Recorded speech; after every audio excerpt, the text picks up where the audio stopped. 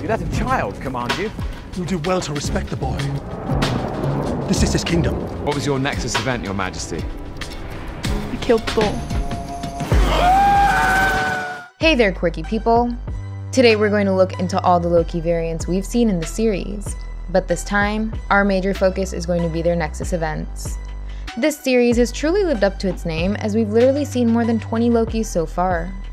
And I'm sure that we're not done. Mobius was absolutely right. The TVA will have pruned several variants of many different characters, but they've actually pruned the greatest number of Lokis. These gods of mischief aren't just troublesome in their timeline, but they've been a big headache for the TVA as well. And now, 2 Lokis are close to achieving what no other being has ever done. They've reached beyond the void to meet with the big bad villain. Since causing mischief is probably the favorite hobby of all Lokis, they are prone to creating many Nexus events. So let's look at all Loki variants and their Nexus events in the MCU. Just a small reminder, a Nexus event is caused when an individual diverges from his predefined path in the sacred timeline. Now before we look at the Lokis, it would be nice if you guys would hit the subscribe button, and do press the notification bell so you don't miss out on our future videos. Okay, now first up we have Variant L1130. This is the Loki variant that deviated from his path after Avengers Endgame. We've been following him since the beginning of this series. He was supposed to go through the events of the Dark World and Ragnarok, and then Thanos would have killed him in Avengers Infinity War.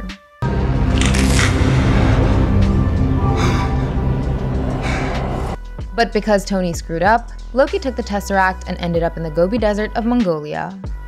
Apparently, this deviation was Loki's Nexus event. It was enough to create a new branch in reality. So the TVA showed up and variant L1130 was apprehended. Kid Loki. Now this is the most savage variant of Loki. He carries the flaming dagger Levitine, and he has eaten both wolves and snakes. But apparently, he was apprehended in his kid form, so he may have been on Asgard only for a few years. But he could have spent a lot of time in the void, as people don't seem to age over there. As for his Nexus event, it was the most surprising one among all Lokis. Thor is Loki's brother, but he is also his nemesis. And this little version of Loki grew weary of his Thor very early in his life. So he killed his brother and then created a massive Nexus event. What was your Nexus event, Your Majesty? I killed Thor. Thor plays an important part in the sacred timeline, and Kid Loki's branch would have been very different. I love the fact that even though Kid Loki is so vicious, he still enjoys his sippy sips of high C while sitting on Santa's chair. He's awesome. Loki Gator. Someone who is even more amazing than Kid Loki is his growly alligator Loki. He loves to eat. We can't be sure that he truly is a Loki. Maybe he lied about being Loki, but as Mobius stated, I don't remember an alligator. I mean, who's to say he's even a Loki variant? He's green, isn't he? Oh, he could be lying. The long con, of course, that just makes him more likely to be a Loki. So let's just assume that Gator Loki was the god of mischief in his timeline. We don't know his backstory. Maybe he comes from a universe where animals are the most evolved sentient beings. Or maybe Odin adopted an alligator after fighting Laufey. I guess we'll never know. But what we do know is that he was supposed to eat his neighbor's cat. And he ate the wrong neighbor's cat. That was enough to create his Nexus event. Classic Loki. A Loki that has even more personality than Loki Gator is Richard E. Grant's classic Loki. He didn't attack Thanos to let his brother escape.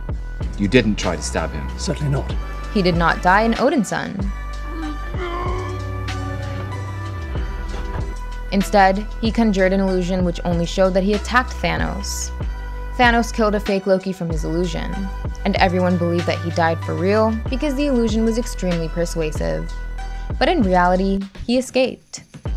I cast a projection of myself, so real, even the mad Titan believed it. He hit as space debris and kept floating in the cosmos until he landed on an isolated planet.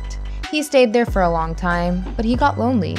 So just as he decided to step away from the planet, the TVA saw a branch growing and they ultimately pruned him. His Nexus event began as soon as he tried to interfere with the universe. Next up, we have Sylvie Laufey daughter. Now this is a tricky one. Sylvie is actually a female variant of Loki. She was picked up by Ravonna Renslayer when she was just a child, but we don't really know what her Nexus event was. Even Sylvie doesn't know about it. When she asked Renslayer, the judge replied that she doesn't even remember why Sylvie was taken from her timeline. Now the show may or may not reveal her Nexus event, but I probably know why she was picked. Mobius said that Lokis are supposed to be harbingers of chaos. They can only cause pain and destruction all around them. And as soon as they try to change or deviate from their chaotic, glorious purpose, they begin to create a Nexus event. In the case of Sylvie, she was playing with her toys. That included a dragon, a wolf, a Valkyrie, and an Asgardian ship. She was making the Valkyrie defeat the dragon. Now Valkyries are supposed to be heroic warriors of Asgard. Even Thor was a big fan of them. He actually wanted to become one of the Valkyries when he was a child. But then he left that dream behind after finding out that Valkyries are all women.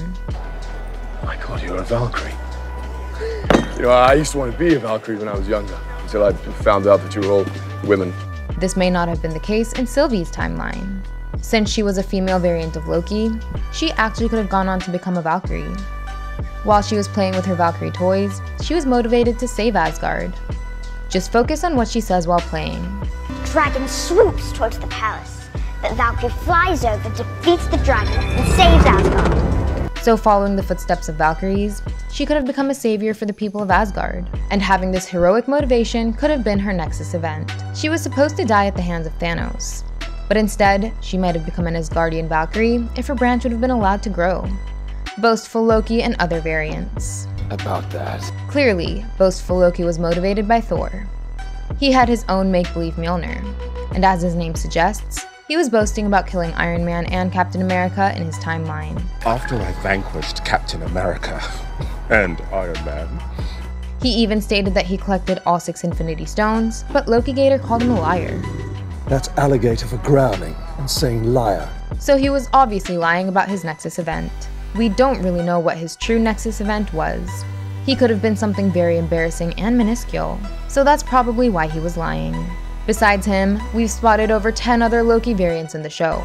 Some of them were introduced by Mobius while others showed up in episode 5, and we were not told about any of their Nexus events. Maybe you guys could theorize about their Nexus events and let us know in the comments. Hit the like button if you enjoyed the video, and don't forget to check out some more fun videos on our channel. Thank you, and I'll see you in the next one. Bye!